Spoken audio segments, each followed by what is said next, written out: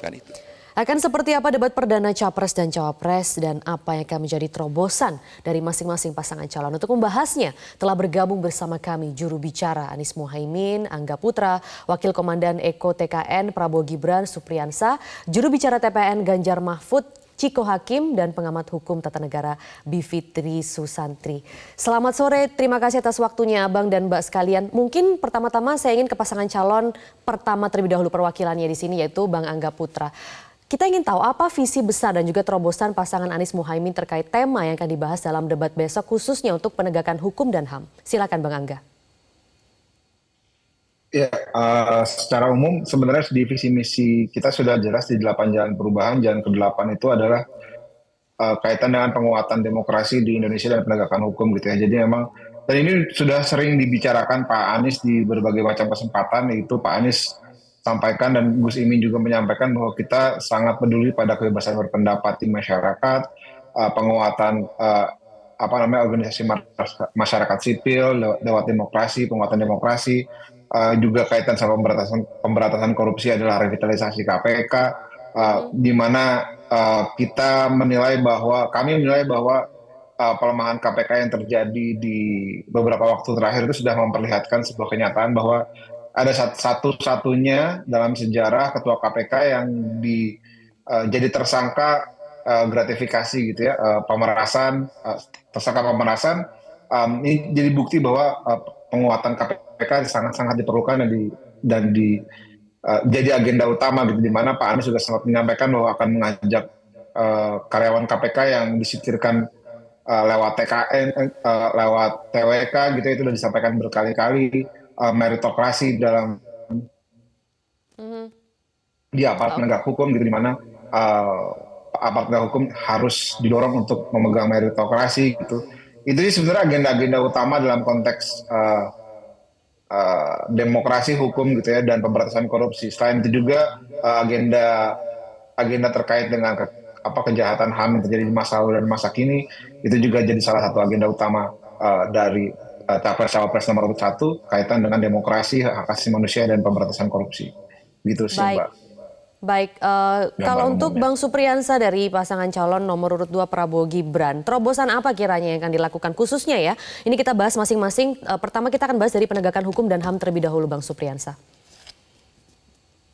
Iya, seperti yang kita sudah dengarkan tadi, Pak Prabowo mengatakan terkait dengan pemberantasan korupsi, salah satu gambaran yang disampaikan Pak Prabowo adalah banyaknya korupsi terjadi, dimungkinkan karena gajinya rendah misalnya, sehingga dia terpaksa harus mencari tambahan.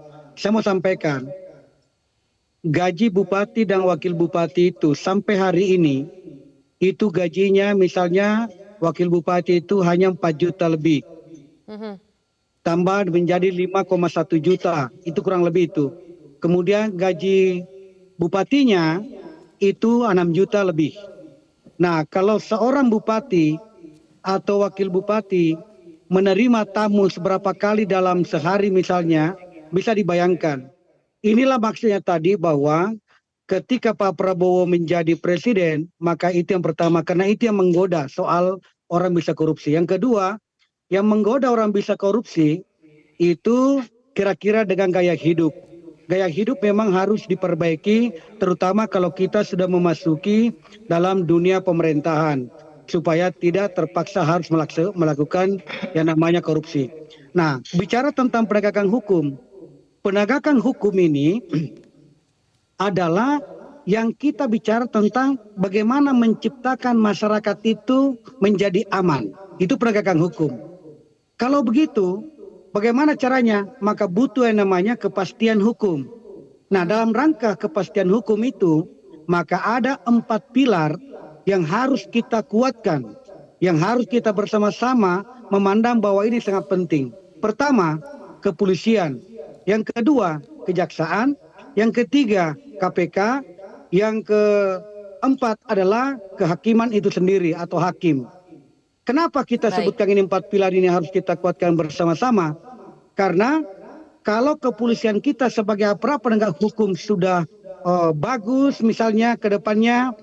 Masih kita kelihatan bahwa kemarin-kemarin misalnya ada sesama saja polisi bisa berkelahi, bisa saling nembak misalnya. Maka ini adalah kita harus memperbaiki di satu sisi itu.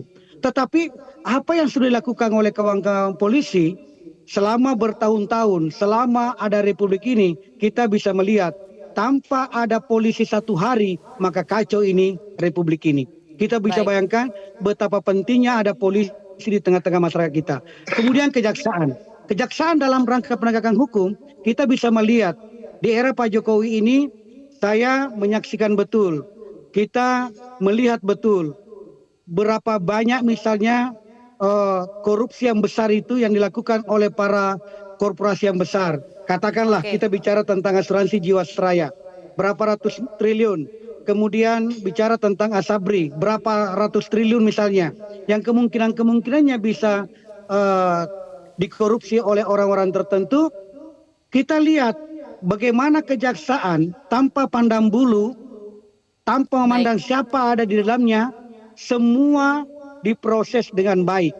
Ini menandakan bahwa Pak Jokowi memiliki keberpihakan yang jelas terhadap penegakan hukum yang ada di Republik ini. Itu sudah pasti. Keberpihakan yang jelas. Nanti kita akan bahas lebih lanjut ya, Maria. Bang Supriyansa. Kita akan minta tanggapan juga, ada Mbak Bibip di sini. Tapi mungkin sebelumnya saya ingin ke Bang Ciko terlebih dahulu. Bang Ciko, kalau mengenai kepastian hukum ya, tadi itu ada pernyataan Ganjar sebelumnya mengenai hal ini. Bahkan Ganjar juga pernah mengatakan bahwa penegakan hukum di Indonesia ini turun, memberikan nilai 5 dari 10 begitu. Nah, apa yang akan dilakukan oleh Ganjar Mahfud terkait penegakan hukum ini?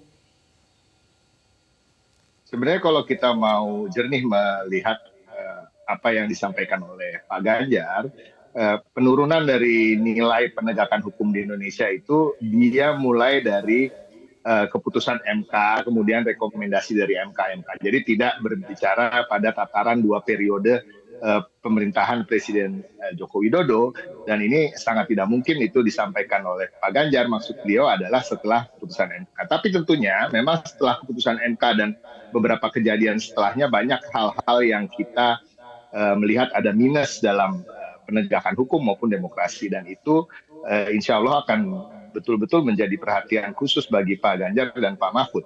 Dan kita ketahui sendiri Pak Mahfud bisa dibilang sebagai salah satu tokoh sentral di bidang hukum selama masa reformasi ini, dengan jabatan-jabatan yang pernah dia emban dan dengan track record yang cukup baik di setiap jabatan yang dia emban.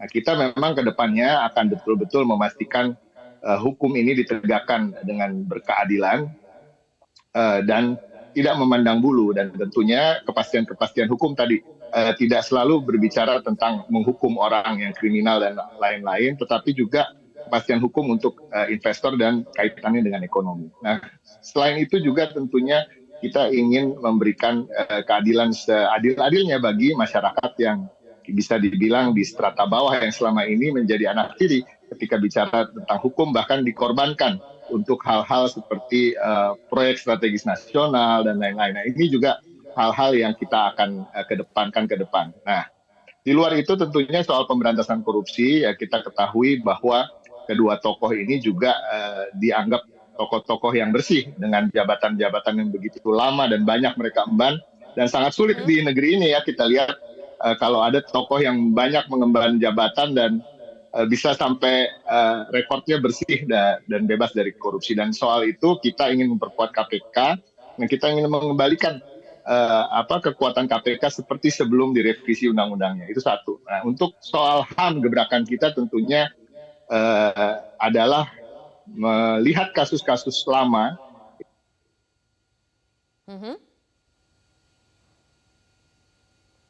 Ya, Bang Ciko, sepertinya ada gangguan suara, barusan tidak terdengar dengan jelas ya kalimat terakhirnya. Mungkin saya akan minta tanggapan Mbak Bibip terlebih dahulu. Oke, gimana Bang Ciko? Udah? Ya. Oke.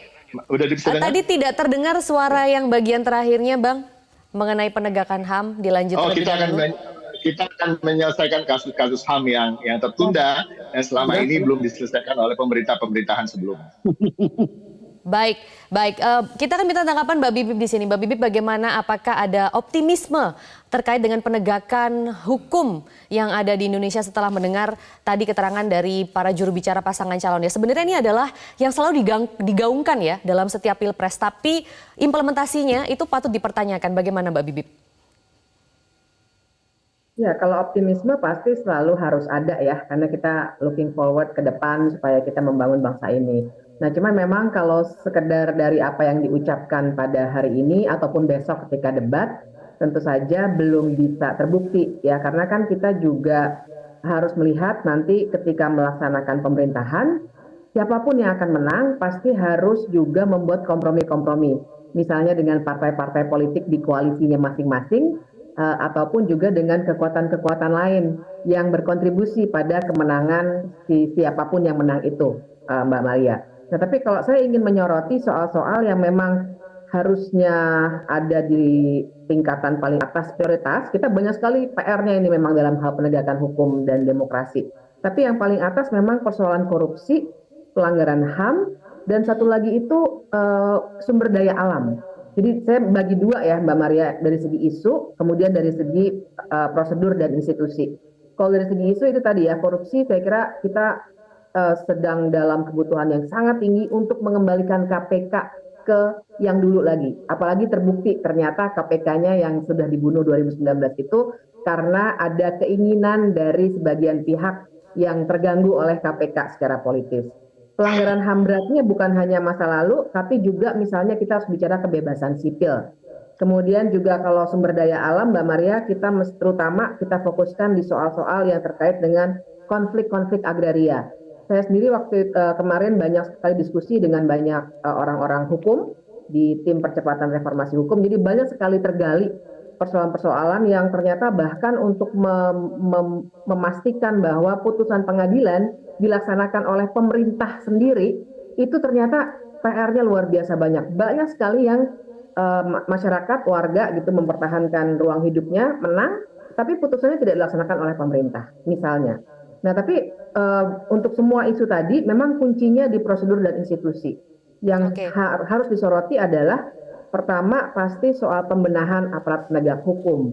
Dan saya kira kita analisisnya harus mendalam karena banyak sekali persoalan dalam aparat penegak hukum, persoalan korupsi, itu biasanya bukan lahir dari kebutuhan, tapi keserakahan. Jadi analisis tentang kekurangan gaji dan lain sebagainya itu sebenarnya sudah analisis yang sudah lama ditinggalkan karena sudah terbukti tidak hanya di Indonesia tapi secara global banyak sekali penelitiannya yang menunjukkan bahwa perilaku korupsi itu biasanya bukan karena butuh duit dan lain sebagainya, tapi justru dilakukan oleh orang-orang yang punya kekuasaan karena keserakahan yang dia inginkan ya, yang keserakahan yang sangat tinggi dalam dirinya, sehingga yang harusnya dibangun adalah sebuah sistem. Nah, jadi aparat penegakan hukum ini yang harus dibenahi, termasuk reformasi kepolisian misalnya. Ini persoalan pelik yang saya kira secara politis juga akan sangat sulit untuk dibicarakan oleh semua kandidat. Tapi yang juga penting legislasinya. Legislasi ini bukan cuma kuantitas undang-undang, tapi kualitas pembentukan undang-undang dan peraturan perundang-undangan secara umum yang harus partisipatif.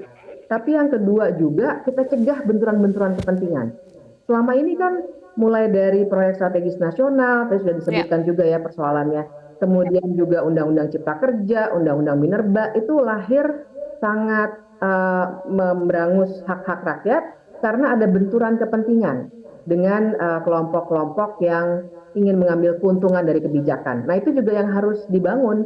Jadi saya masih optimis tentu saja ya, karena kita ingin mendorong bareng-bareng. Tapi memang ada beberapa hal yang harus dikejar lagi how to-nya gitu. Roadmap-nya tuh untuk menjalankan apa yang dijanjikan itu seperti apa. Harus dikejar lagi ya untuk implementasinya mungkinnya ya. Karena memang tadi kalau kita dengar banyak programnya, tapi apa yang akan dilakukan dalam waktu dekat begitu. Nanti kita akan bahas lebih lanjut. Jadi tetaplah bersama kami pemirsa hanya di Metro hari ini. Jelajahi cara baru mendapatkan informasi. Download Metro TV Extend sekarang.